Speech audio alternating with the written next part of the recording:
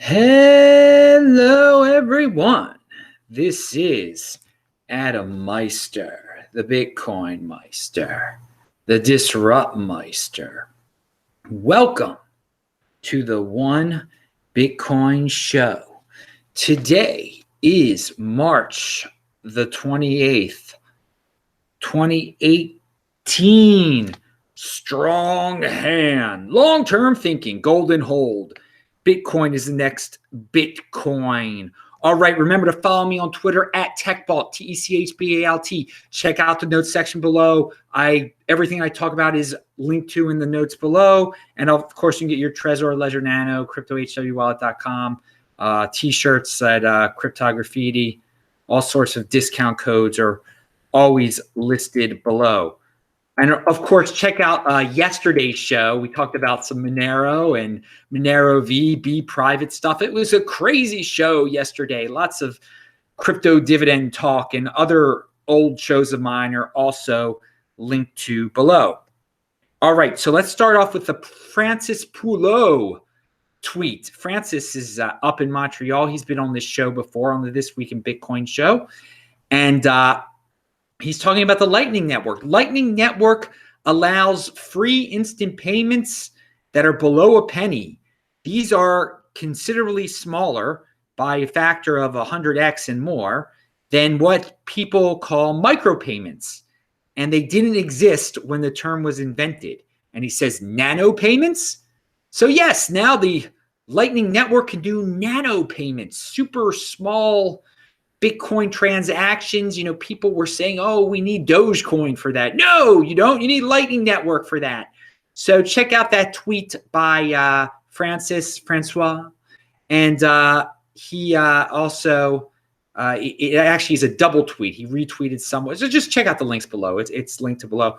Also linked to below is a Bgold press release. They have the Electrum G, which is an SPV wallet for Bgold. And they send me the press release, so I'm sharing it. Hey, they're a crypto dividend. They're in motion. We actually talked about them on the This Week in Bitcoin show from Friday, which is linked to below. You know what? Take a moment and subscribe to this channel if you haven't already. Bang that bell button, and of course, pound that like button. Have you ever heard that saying before? I never heard that pound that like button saying before. I don't know who the heck would say such a thing. All right. So, speaking of old shows, yesterday's show, it was very interesting. I talked about how the Monero V crypto dividend was going to be listed on HitBTC, an exchange. And I mentioned that the tweet that announced this was linked to below. Yet, 4 different people in the comments section below yesterday's video told me exactly what I said in the video. They didn't listen to what I said in the video, basically. 4 separate people. And you know what? You got to have better listening comprehension, people. I don't want to insult those people. I'm not going to name their names or anything like that. I mean, you can check out the notes section below yesterday's video and see exactly what I'm talking about. You could watch yesterday's video and see that I talk about exactly what they are telling me about. Guys, if you're in cryptocurrency, you really got to pay attention to details, okay? You got to, if you miss things like what I was talking about yesterday, if you don't pay attention to the full instructions, you are going to get wrecked, dude. So, guys, listening comprehension, reading comprehension, I'm not just joking around when I say you got to become better with those kind of things, or you're going to get destroyed in cryptocurrency. You really are. And actually, I had another video yesterday that basically talked about the do's and don'ts of cryptocurrency that a few of you really liked that video. It was a pre-taped video, so thanks for the feedback. I always appreciate the feedback. Constructive criticism is great. All right, so let's talk about the term blind diversification here. It's something that I came up with in terms of what was going on with the altcoins beforehand. We've seen it kind of die down a little bit, or a lot. people were just buying altcoins. Well, first of all, because they wanted their altcoin to be the next Bitcoin, but they thought, well, I just can't hold Bitcoin. I got to hold other things. And XYZ said this great thing about this altcoin. It's like herd mentality type of stuff. Like, you need to diversify. You don't want to do the research on your own. So you just go with whatever popular, whatever flashy, whatever just jumped up in value by a lot. And you don't understand. You hear some technical mumbo jumbo and some, keywords, flashy words, and you jump in, and because everyone else is doing it, and that's what pumps these altcoins. And some big splash announcement that they made that in the future this is going to be able to power the Russian economy or something. I mean, some outlandish things. People just blindly diversify because they don't understand what the heck they're doing. They don't understand what these coins are really doing. They're just blindly getting into them. And it will happen again in altcoins. So that's why when you hear about certain altcoins are going down now, be it Bcash, be whatever, they're going to go back up again because the 80% has a natural tendency to blindly diversify. Okay? Now, again, diversification can be good when you understand what you're getting into. But so let's, if we go back to the year 2000, there's a perfect example of blind diversification. There was a company called PSINet, and PSINet was talking a big game about the internet, and they were able to raise all this money. They bought the naming rights of the Baltimore Ravens stadium, okay, which further pumped their value because everyone's like, oh my God, they paid so much. They've got their name on this big stadium. And everyone, all these people were buying PSINet. They had no idea what PSINet were. They were just, they needed to diversify into other internet stocks. They already own certain internet stocks. Now let's get into PSINet because PSINet is just the apple of that trader's eye or whatever. It's on the Ravens stadium. And of course, PSINet went to zero eventually, but it did pump. It did pump for altcoins have not had their PSINet moment yet. Okay. Some of you think that that's already happened. You think, oh, it's crazy that, some of these have gone up so much. Oh, no. No. I was young. I was a young whippersnapper back in the days when they put that name on the Ravens stadium, okay, back in 2000. But I know that we have not gone, it hasn't gotten that crazy yet, where huge chunks of the population of the 80%ers are blindly diversifying into, Neo and just, completely reckless coins that are like associated, Neo will put their name on the Great Wall of China. That's what's going to happen. And then everyone will be like, oh, well, Neo must be awesome. Their name's on the Great Wall of China. They're associated with China. My grandmother just bought into it or whatever. Grandmothers will be. So we haven't had, altcoins have not had their PSINet moment. But don't worry, we will get to that blind diversification. So remember the term. I just made it up before I started this video. All right, pound that like button. So here's something that sounds familiar from Alistair Milne. It's a tweet from Alistair. Yeah, we haven't had PSINet moment. I like that more as a term. I should put that in my title. We have not had our PSINet moment yet. And that's going to be a reckless moment. But anyway, going back to Alistair Milne, he says, if you believe in Bitcoin and you shouldn't be buying if you don't, then it doesn't really matter if you're buying at $5,000, $6,000, or $7,000, etc. You're hoping for that extra zero.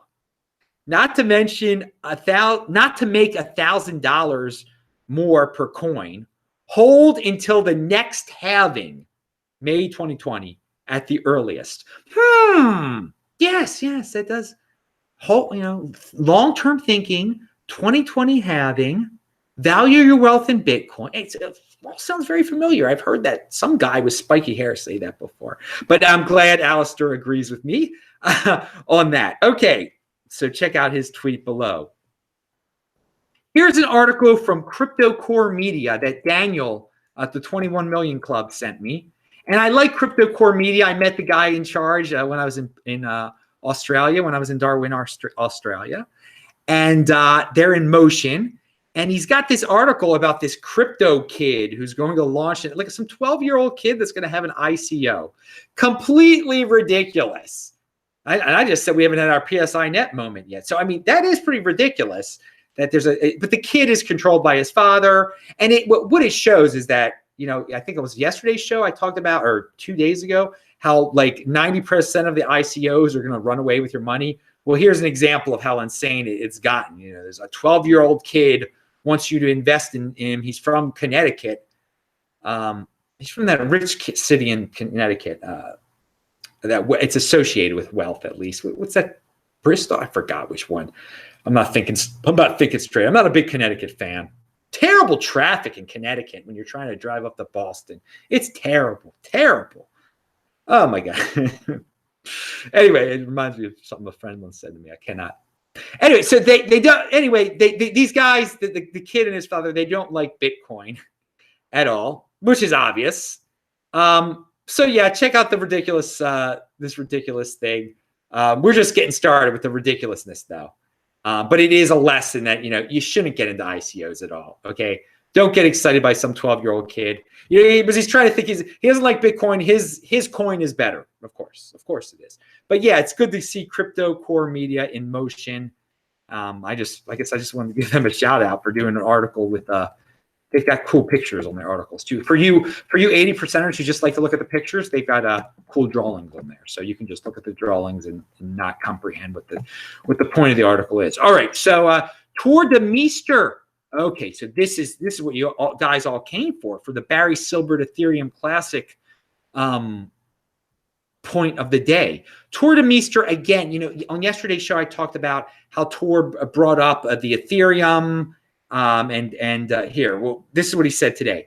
The story here is about real dollars being invested in a future where either the Ethereum chain forks again or where the proof of stake transition doesn't happen at all. Okay, so he's talking about these miners, the Bitmain miners, and how they're making these ASICs for Ethereum. And that, why is this happening? So Tor gives two, you know, plausible explanations why this is happening. And then Barry Silbert chimes in and he says there is a third option or something like that. You can check out the link below. And then Tor says Ethereum Classic, and he says bingo. So again, you first heard about this on the This Week in Bitcoin show a few weeks ago when Money Triggs was on. Okay, now you have Barry Silbert straight up saying, you know, that maybe or implying that what Bitmain is doing is for Ethereum Classic. I mean, you check out the links below. You make your own decision, okay? You check out what Tor Meester's thread and how Barry Silbert randomly chimes in out of the blue on this thread about Ethereum and brings up Ethereum Classic as a third option. Just, you know, you check it out yourself. I am not an altcoin guy, okay? I'm not one to buy. I mean, I have some Ethereum. I have some Ethereum Classic for various reasons. You know, it was given to me and stuff. But, you know, for you all, because everybody, you know, people here come here for different reasons. There's some people interested in the Ethereums and everything. So that's Ethereum's the number 2 cryptocurrency. Okay. This is a very interesting story. Very interesting story. Barry Silbert is a tremendous player in this cryptocurrency space. You check out the link. You decide on your own. All right. But much credit to Money Triggs for really being the first person I heard to start to talk about this side of the Ethereum Classic saga. So I believe that's the end of the pure cryptocurrency part of the show. I wanted to say that the New York Post, I linked to an article. It says self-employment is rising. A trend in American is a rising trend in American workforce. And okay, they talk about how, you know, being self-employed can be cool, but then they try to FUD people out by saying, you know, you're not going to get your regular paycheck.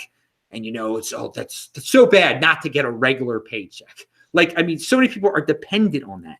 First of all, if you're already watching my video and you're into Bitcoin, you're already living outside the box in a certain way, okay?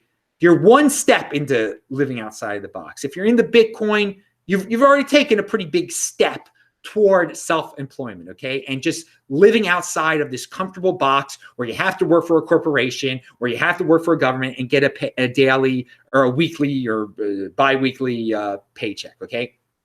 So then I find this article that says, one decision that separates wealthy from the non-wealthy. And I don't even know why I found this article. I think it's, Google, you get all these suggested videos on various browsers or on Facebook or wherever, because everybody knows what you look at. So Google and Facebook are so smart, they know what I'm thinking, okay? They know I'm into this kind of thing. So they sent me this article. So I'm going to quote from this article that says, one decision separates the wealthy from the non-wealthy. You got to check out this article because you can learn a lot about how you can change your life to become a self-employed person, because it is really about being self-employed, this article, in a way. All right. The problem with most people's lives is that they are being shielded from the consequences of their behavior. There's little to no accountability. The fastest way to make success inevitable in your life is to only do work that is incentive-based. Only do that which you are rewarded and punished for the quality of your work. Everything you do needs to matter to the outcomes, consequences, and results you get in life.